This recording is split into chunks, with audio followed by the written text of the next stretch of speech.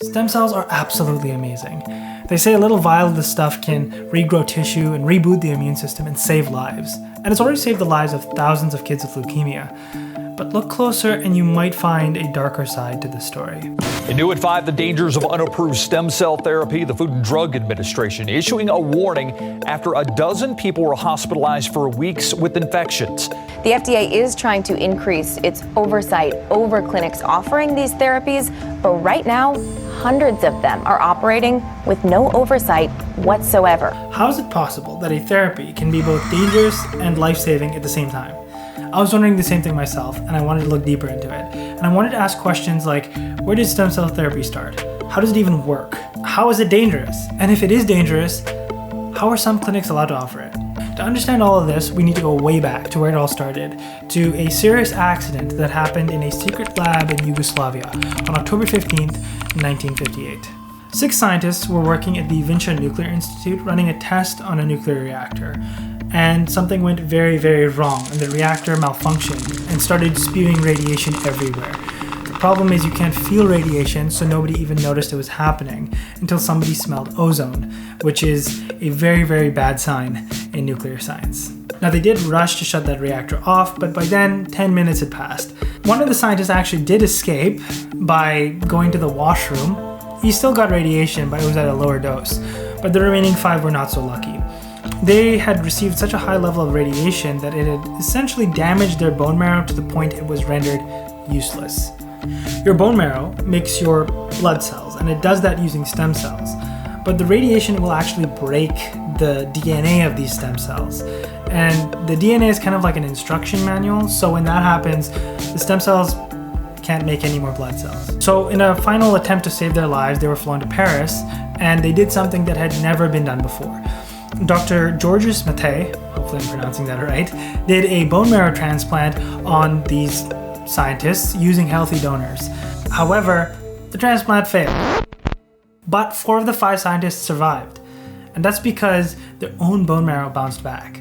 Technically, that is a failed transplant. However, for the first time, scientists were like, maybe healing the body with stem cells is a real possibility.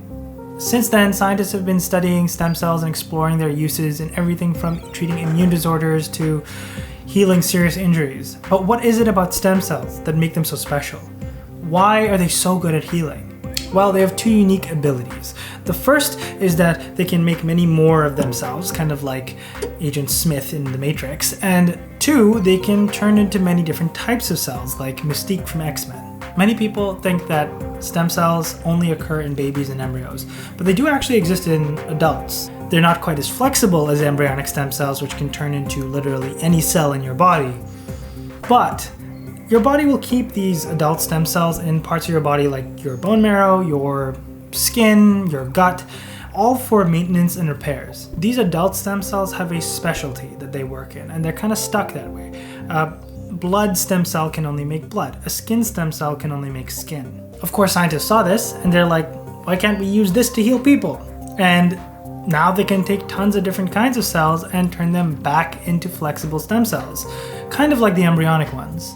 Every day, scientists are learning how to steer these little repair crews to go and heal and rebuild parts of the body and cure diseases. And that's stem cell therapy in a nutshell. And there are powerful FDA-approved stem cell therapies that work, mostly for blood diseases like leukemia. But scroll online long enough and you will find some kind of ad from some celebrity or clinic talking about a stem cell therapy that can cure much more than a blood disorder. How's that possible? Some of these clinics pop up in countries with looser rules, but others dodge regulators or slip through loopholes where they kind of stay under the radar. A lot of them actually cling to some real science, and others just leap ahead before we've found out if they're actually safe. But almost none of these are properly regulated, and that is a huge problem. But why? Stem cells come from your own body. What's the worst that could happen here? Well, there are a lot of things that come from your own body that you don't want back in you. With regards to unregulated stem cell therapies, they can be contaminated.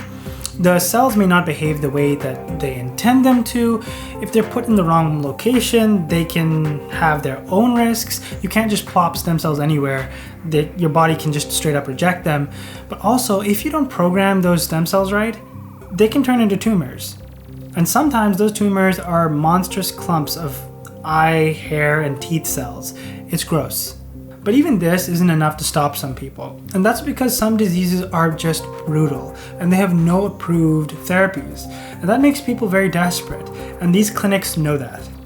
That is exactly what makes stem cell therapy so tempting, so alluring. But there are investigations right now into unregulated stem cell therapies causing blindness and sepsis in people. That doesn't mean the promise of stem cell therapy is a lie. There are scientists right now working on curing terminal cancers and brain disorders and serious injuries. In fact, a few weeks before we started working on this video, a paper was published showing that after years of research, scientists have figured out a stem cell therapy that can be used to reverse type 1 diabetes. That's amazing. But it still has to pass phase 3 trials before it's actually approved. And that is the unpleasant truth. Research takes 10 to 15 years minimum, unless there's like some kind of global crisis. In that case, you can have way more money, way more people, and way more eyes on the work. That's like having hundreds of workers to build a house. You're gonna build it faster, but we can't always afford that. So when it comes to regular science, we've got to be more careful because unexpected things can happen. In the 90s, Pfizer was testing a new drug called UK-92480. It was meant to help with blood pressure and then later angina, but it actually failed on both of those tests. However, test subjects reported a surprising blood flow elsewhere. Viagra. They accidentally created Viagra. Now this is a beneficial side effect, but the scientists did not see it coming. And that's the point. You don't know what's going to happen until you test. I want to leave you with 4 red flags to look out for when it comes to these shady stem cell therapy.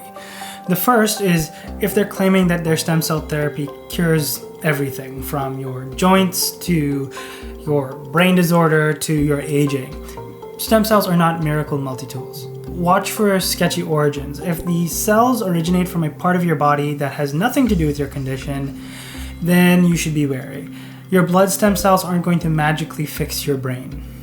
3. If all they're showing you are these glowing patient testimonials and they're not showing you any hard science and they're downplaying the side effects, that's a red flag. Number 4. If this is an experimental treatment and there's a big price tag, you should be very wary. Investigational drugs that are approved by the FDA they shouldn't cost you a dime. In fact, they should actually be paying you to do those trials. This isn't a complete list. If you want to find out more, there's a lot more information at the International Society for Stem Cell Research, which I've put below. To sum it up, real stem cell therapy is full of hope and it's incredibly powerful. But if somebody is selling you a shortcut, they may be selling you a gamble, not a miracle.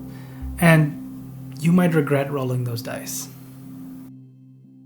Hey, welcome to the end of the video where I ask you to like and subscribe because it really helps the channel out. Please, I'm begging you. I'm just kidding.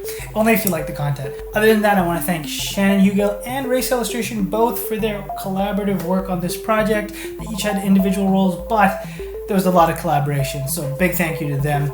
Thank you so much for watching, and I will see you in the next one.